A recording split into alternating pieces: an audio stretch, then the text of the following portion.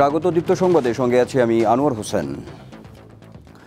জাতিসংঘ সাধারণ পরিষদের ৭৯তম অধিবেশনে যোগ দিতে নিউ ইয়র্ক পৌঁছেছেন প্রধান উপদেষ্টা ডক্টর মোহাম্মদ ইউনূস। তিনি নিউ ইয়র্কের JF কেনেডি আন্তর্জাতিক বিমানবন্দরে পৌঁছান সোমবার স্থানীয় সময় রাত 10:15টায়।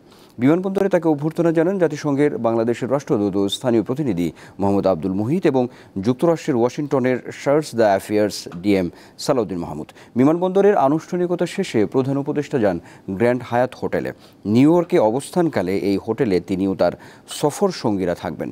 প্রধান উপদেষ্টা জাতিসংঘ সাধারণ অধিবেশনে ভাষণ দেবেন ২৭ সেপ্টেম্বর স্থানীয় সময় সকাল 10টায়।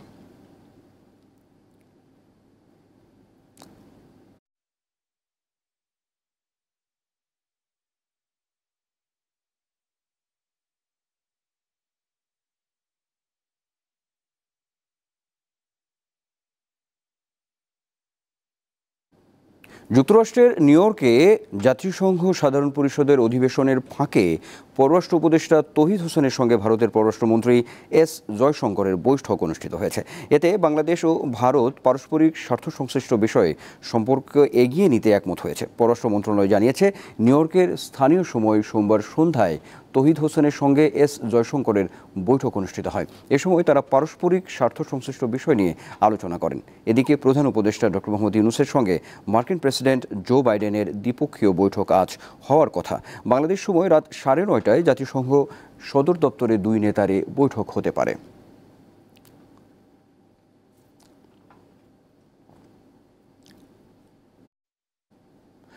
সম্মিলিত শক্তি মানবতার সাফল্য, যুদ্ধক্ষেত্র নয়, এমন মন্তব্য করেছেন ভারতের প্রধানমন্ত্রী নরেন্দ্র মোদী। সোমবার নিউ ইয়র্কে UN সামিট অন দ্য ফিউচারে দেওয়া বক্তব্যে মন্তব্য করেন মোদী। বলেন, 25 কোটি মানুষকে দারিদ্র্য থেকে তুলে এনে ভারত দেখিয়েছে টেকসই উন্নয়ন সফল হতে পারে। গণতন্ত্রকে সুদৃঢ় করতে ভারত ও যুক্তরাষ্ট্র একসঙ্গে কাজ করছে। বিশ্বের শান্তি ও উন্নয়নের জন্য বৈশ্বিক সংস্থাগুলোর সংস্কার প্রয়োজন বলেও মন্তব্য করেন তিনি। মোদী 3 দিনের যুক্তরাষ্ট্র সফরের শেষ দিনে এ ভাষণ দেন। সফরে গত রবিবার তিনি যুক্তরাষ্ট্রের প্রেসিডেন্ট জো বাইডেনের সঙ্গে বৈঠক করেন। এরপর তিনি জাতিসংঘের সাধারণ পরিষদের অধিবেশনে যোগ দেন।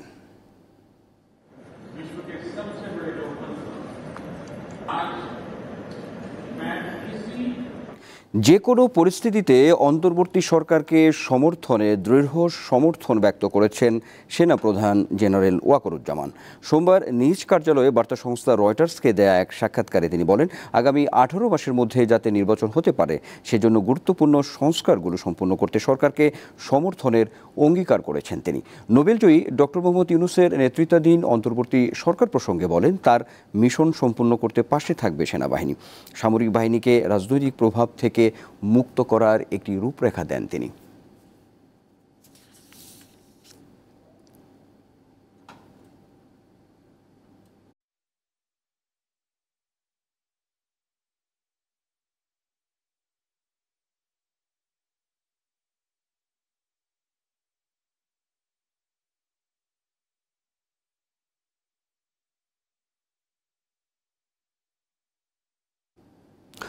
দর্শক, নারী ক্রিকেট দলের পক্ষে অধিনায়ক এখন সংবাদ সম্মেলনে আছেন। আমরা সরাসরি যুক্ত হব সেখানে।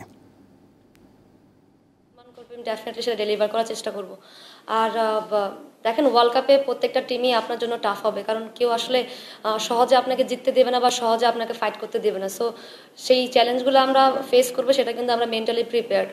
আর আমি বলবো যে আগের থেকে মেয়েরা অনেক বেশি বলবো যে কনফিডেন্স আছে। এর জন্য বলছি কারণ কিছু প্লেয়াররা আমাদের টিমে ইনক্লুড হয়েছে যারা ডোমেস্টিকে অনেক অনেক বেশি রান করে আসছে। সো আমার তো প্রত্যাশা এটাই থাকবে যেন তারা এই সেম কাজটা আমাদের দলের জন্য করে।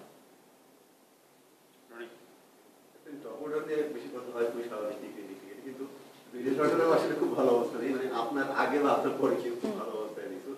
সেখানে আপনার মনে হয় কি এক্সপিরিয়েন্স কেউ থাকতে পারতো? রোমানা যদিও খুব বেশি পারফর্ম করেনি, বাট মানে এশিয়া কাপে 2-3টা ম্যাচ খেলেছে, তারপরে 2টা নট আউট ছিল, একটা ম্যাচে আউট হয়েছে, ড্রপ করা হয়েছে তাকে। কি মনে হয় এক্সপিরিয়েন্স কেউ থাকতে পারতো কিনা? তাহলে আপনার একটা আমার কাছে মনে হয় এই প্রশ্নটার উত্তর খুব সুন্দরভাবে সিলেক্টর দিতে পারবেন, খুব ভালো হবে। কেন সে আসলে নাই, দেখেন এক্সপিরিয়েন্স ম্যাটার করে ডেফিনেটলি, বাট যারা আছেন আমি তাদের প্রতিও ফেথ রাখতেছি, কারণ তারা অবশ্যই কিছু করেছেন বিধায় আজকে টিমে আছে এবং ওয়ার্ল্ড কাপের মতো জায়গায় দেশকে রিপ্রেজেন্ট করার সুযোগ পাচ্ছেন। সো সেই ক্ষেত্রে আমার কাছে মনে হয় আমি এবং আপনারা সবাই তাদের প্রতি বিশ্বাস রাখেন যেন তাদেরকে যে উদ্দেশ্যে নেওয়া হচ্ছে সেটা যেন ফুলফিল করতে পারে। দর্শক, আমরা সরাসরি যুক্ত ছিলাম নারী ক্রিকেট দলের সংবাদ সম্মেলনে। এবার পরের প্রসঙ্গ। কক্সবাজারের চকরিয়া উপজেলায় অভিযানের সময় ডাকাতের গুলিতে সেনাবাহিনীর এক কর্মকর্তা নিহত হয়েছেন। গতরাত 3:30টার দিকে ডোলাহাজরা ইউনিয়নের মাইসপাড়া এলাকায় এ ঘটনা ঘটে। নিহত সেনা কর্মকর্তার তানজিম সারোয়ার নির্জন সেনাবাহিনীর লেফটেন্যান্ট ছিলেন। এ বিষয়ে সবশেষ তথ্য জানব সহকর্মী হারুনুর রশিদের কাছে। হারুন, নিহত সেনা কর্মকর্তার বিষয়ে আপনার কাছে আর কি তথ্য আছে, বিস্তারিত জানাবেন। আনোয়ার, আপনি জানেন যে দেশব্যাপী যৌথ বাহিনীর অভিযান চলছে। এই অবস্থায় কক্সবাজারের দুলাহাজারা অর্থাৎ চকরিয়া উপজেলার দুলাহাজারা ইউনিয়নের 7 নম্বর ওয়ার্ড মাইসপাড়া গ্রামে বলতে গেলে একেবারে সাফারি পার্কের পাশের গ্রাম। এটাতে রাতের এলাকাবাসীর ফোন পেয়ে ডাকাত দল হানা দিয়েছে এরকম ফোন পেয়ে সেনাবাহিনীর একটি টহল দল সেখানে যায়। সেখানে অভিযানে গেলে সেখান থেকে একদল ডাকাত তাদের উপর হামলা পড়ে এবং সেই সময় ক্যাপ্টেন তানজিম এর উপরে কয়েকজন ডাকাত দস্তাদস্তি শুরু করে এবং তাকে সেই সময় ছুরিকাঘাত করে পরে তাকে গুলিতে আহত করা হয় এবং তাকে হাসপাতালে নেওয়ার পথে তার মৃত্যু ঘটে। এই অবস্থা গতকাল সেখানে এই অবস্থায় রাতে অভিযান অব্যাহত আছে। এখনো পর্যন্ত 6 জনকে গ্রেপ্তার করা হয়েছে বলে আমরা জানতে পেরেছি। এই ছিল আসলে এই ঘটনার সর্বশেষ। আনোয়ার, ধন্যবাদ আপনাকে। কক্সবাজার থেকে আমাদের সঙ্গে সরাসরি যুক্ত ছিলেন সহকর্মী হারুনুর রশিদ। এবার পরের প্রসঙ্গ। এদিকে রাঙামাটির জনজীবন অনেকটা স্বাভাবিক হতে শুরু করেছে, তবে এখনও রয়েছে আতঙ্ক। শুক্রবারের সহিংসতার পর শনিবার সকাল থেকে সোমবার পর্যন্ত 72 ঘন্টার অবরোধ পালন করে পার্বত্য চট্টগ্রামের আঞ্চলিক রাজনৈতিক সংগঠন ইউপিডিএফ। অবরোধ শেষ হওয়ায় আজ সকাল থেকে রাঙামাটিতে সব রুটে যানবাহন ও নৌযান চলাচল শুরু করেছে। চলছে অভ্যন্তরীণ গণপরিবহন, সিএনজি অটোরিকশা। খুলেছে শপিং মল ও ব্যবসা প্রতিষ্ঠান। শিক্ষা প্রতিষ্ঠান খুললেও শিক্ষার্থী খুবই কম। সকাল থেকে খাগড়াছড়িতে যানবাহন চলাচল শুরু হয়েছে। বিশেষ করে সাজেকে 3 দিন আটকে থাকার পর পর্যটকরা ফিরতে শুরু করেছেন। সেনাবাহিনী ও পুলিশের নিরাপত্তায় তারা ফিরছেন।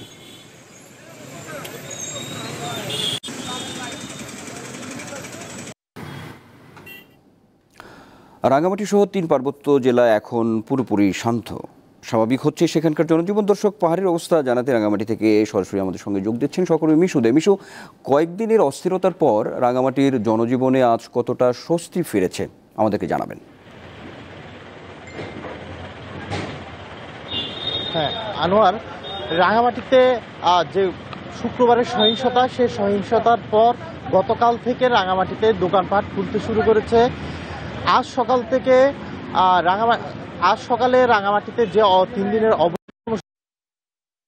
সকাল থেকে রাঙামাটির দূরপাল্লার যে যানবাহনগুলো সেগুলো থাকতে শুরু করেছে। পাশাপাশি সাজেকে যে অবরোধের কারণে পর্যটকরা আটকা পড়া ছিল, তারা আজ সকাল 7টায় সেনাবাহিনী এক্সপোর্টের মাধ্যমে তারা খাগড়াছড়ি উদ্দেশ্যে রওনা দেয়। সকাল 10টার কিছু সময় পর তারা খাগড়াছড়িতে এসে পড়ছে। সেখান থেকে তারা দেশের বিভিন্ন প্রান্তে চলে যাবে বলে আমরা জানতে পেরেছি। আর রাঙামাটির যে পরিস্থিতি, সেটি সকাল থেকে আমরা রাঙামাটি শহরের বিভিন্ন বাজারে ঘুরেছি। সেখানে প্রায় প্রতিটি দোকানে পাট তোলা হয়েছে। পাশাপাশি কাঁচা বাজারগুলো, সেখানে পাহাড়ি এবং বাঙালি উভয় সম্প্রদায়ের লোকজন তাদের নিজ নিজ জিনিসপত্র ক্রয় করতে আমরা দেখেছি। তবে কিছু কিছু মানুষের মধ্যে এখনো চাপা আতঙ্ক দেখতে পেয়েছি। সে আতঙ্কটি আমরা অনেক ব্যবসায়ী এবং জনসাধারণের সাথে কথা বলেছি। তারা বলছেন যেহেতু ঘটনাটি খুব সম্প্রীতি ঘটেছে, সে কারণে এই উত্তেজনা এবং আতঙ্ক কাটতে কিছুটা সময় লাগবে। তবে ধীরে ধীরে সে আতঙ্ক কেটে যাবে। যেটি দেখছি আমরা গত কাল থেকে কিছু কিছু লোক কিন্তু বের হচ্ছে। পাশাপাশি লঞ্চ যোগাযোগে পাহাড়ি বাঙালি উভয় সম্প্রদায়ের লোকজন কিন্তু এই লঞ্চ যোগে রাঙামাটি শহরে আছে। তারা বিভিন্ন বিদ্যালয় কিন্তু একসাথে লঞ্চ যোগে আসতে শুরু করেছে। এটা আমরা বলতে পারি যে উভয় সম্প্রদায়ের মধ্যে সম্প্রীতির বার্তা পৌঁছে গিয়েছে এবং রাঙামাটিতে সম্প্রীতিময় এবং আতঙ্ক কিছুটা কাটছে। এই ছিল রাঙামাটির সর্বশেষ। আসলে আজ 55টি কারখানায় উৎপাদন বন্ধ রয়েছে, তবে এখন পর্যন্ত সংঘর্ষ বা সড়ক অবরোধের ঘটনা ঘটেনি। শিল্পাঞ্চলে শ্রমিক অসন্তোষের জেরে এবং নিরাপত্তার স্বার্থে শ্রম আইনের ১৩ ধারা অনুযায়ী বন্ধ রয়েছে ৪৬টি কারখানা এবং ৯টি কারখানায় দেওয়া হয়েছে সাধারণ ছুটি।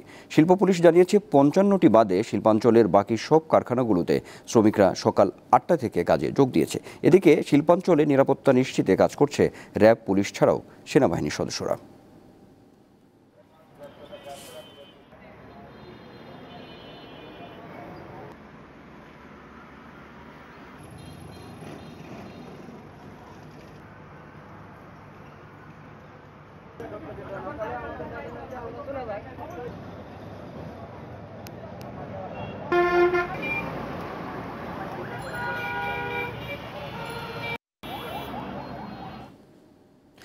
অংশীদার ও ঠিকাদার প্রতিষ্ঠানগুলোর অভ্যন্তরীণ দ্বন্দ্বে ভুগছে ঢাকা এলিভেটেড এক্সপ্রেসওয়ে। গত ফেব্রুয়ারি থেকে প্রায় বন্ধ কাজ। যথাসময়ে প্রকল্পের কাজ শেষ হওয়া নিয়ে তৈরি হয়েছে শঙ্কা। আগামী মাস থেকে পুরোদমে কাজ শুরুর আশা সেতু বিভাগের। রাজধানী ঢাকার যানজট সহনীয় করতে বিগত সরকারের নেয়া গুরুত্বপূর্ণ মেগা প্রকল্প ঢাকা এলিভেটেড এক্সপ্রেসওয়ে। বিমানবন্দরের সামনে থেকে শুরু হয়ে চট্টগ্রাম রোডের কুতুবখালী পর্যন্ত প্রায় ২০ কিলোমিটার দীর্ঘ এই উড়াল এক্সপ্রেসওয়ে, যার মধ্যে কাওলা থেকে এফডিসি মোড় পর্যন্ত ১২ কিলোমিটার অংশ চালু হয়েছে গত বছর। এর সুফলও পাচ্ছে রাজধানীবাসী। প্রকল্পের বাকি ৮ কিলোমিটারের কাজ চলছিল বেশ স্বাভাবিকভাবেই, কিন্তু গত ফেব্রুয়ারি থেকে অংশীদার ও ঠিকাদার প্রতিষ্ঠানগুলোর দ্বন্দ্ব ও প্রকল্পে অর্থায়নের সংকটের কারণে বন্ধ রয়েছে কাজ। মূলত ঢাকা এলিভেটেড এক্সপ্রেসওয়ের কাজ বাস্তবায়ন হচ্ছে পাবলিক প্রাইভেট পার্টনারশিপের মাধ্যমে। এজন্য প্রতিষ্ঠা করা হয় first Dhaka elevated expressway company limited. এই কোম্পানির অংশীদার প্রতিষ্ঠান ৩টি। এর মধ্যে ইতালিয়ান থাইয়ের ৫১ ভাগ, চীনের এসডিএইচএস এর ৩৪ ভাগ এবং সিনো হাইড্রো কর্পোরেশনের ১৫ ভাগ শেয়ার রয়েছে। ইতালিয়ান থাই কোম্পানি শেয়ার অনুযায়ী অর্থের যোগান দিতে না পারায় তৈরি হয়েছে সংকট, যা গড়িয়েছে দেশ বিদেশের আদালতেও। বাংলাদেশের কোর্টে যেটা ছিল সেটা তো ১ সেপ্টেম্বর খারিজ হয়ে গেছে। বাংলাদেশের পার্টে আর এখন কোনো সমস্যা নেই। ফার্স্ট উইক অফ অক্টোবরে যেই শুনানিটা আছে ইন্টারন্যাশনাল কোর্ট অফ আরবিট্রেশন সিঙ্গাপুরে, সেখানে হয়তো তাদের পক্ষ থেকে সিদ্ধান্ত হবে, সেটা আমাদেরকে ঠিক ওইভাবে এফেক্ট করবে না। প্রকল্প পরিচালক জানান, সমস্যা মেটাতে বারবার তাগাদা দেয়া হচ্ছে, দ্রুতই সমাধান হতে পারে। আমাদের ঠিক আছে, আমাদের তো লস হচ্ছে, কিন্তু বাট সময় বৃদ্ধি পেলে তার যে ২৫ বছর কনসেশন পিরিয়ড, তার মধ্যে থেকে তার কাটা যাবে। হয়তো সে যদি ৬ মাস বাদ মানে বেশি হয়, সেই ক্ষেত্রে ৬ মাসের টোল সে নিতে পারবে না। আমাদের কনসেশন পিরিয়ড ২৫ বছর ফিক্সড, ইনক্লুডিং হচ্ছে আমাদের কনস্ট্রাকশন পিরিয়ড। তো সেই হিসেবে আছে, বাট আমরা চাচ্ছি না, কোনো অবস্থায় চাচ্ছি না যে নির্দিষ্ট মেয়াদের বাইরে যেন মানে যায়। বিশ্লেষকেরা বলছেন, এই ধরনের প্রকল্প বাস্তবায়নে উপযুক্ত প্রতিষ্ঠান বেছে না নেয়া ও সেতু বিভাগের তদারকির অভাব সুস্পষ্ট। পুরো ঢাকা শহরের যে আমরা ফিলোসফি নিয়ে এটা নিয়েছিলাম যে বাইপাস করার একটা অবকাঠামো হবে, সেই অবকাঠামো তৈরি করতে হলে আমাদের ঢাকা এলিভেটেড এক্সপ্রেসওয়ে এটা কিন্তু শেষ করতে হবে। ঢাকা এলিভেটেড এক্সপ্রেসওয়ে প্রকল্পের নির্মাণ কাজে ব্যয় ধরা হয়েছে ৮,৯৪০ কোটি টাকা। মূল ১৯.৭৩ কিলোমিটার এক্সপ্রেসওয়ে এবং সংযোগ সড়ক সহ এর দৈর্ঘ্য প্রায় ৪৭ কিলোমিটার। মাহমুদ শাওন, দীপ্ত সংবাদ, ঢাকা। এই ছিল এখনকার মতো। আমাদের পরবর্তী বেলা ২টায় রয়েছে দীপ্ত নিউজ আপডেট দেখার আমন্ত্রণ রইল। আর সর্বশেষ তথ্য বিনোদনের সব খবর জানতে আপনিও যুক্ত থাকুন দীপ্ত ডিজিটাল প্ল্যাটফর্মগুলোতে। ধন্যবাদ সবাইকে।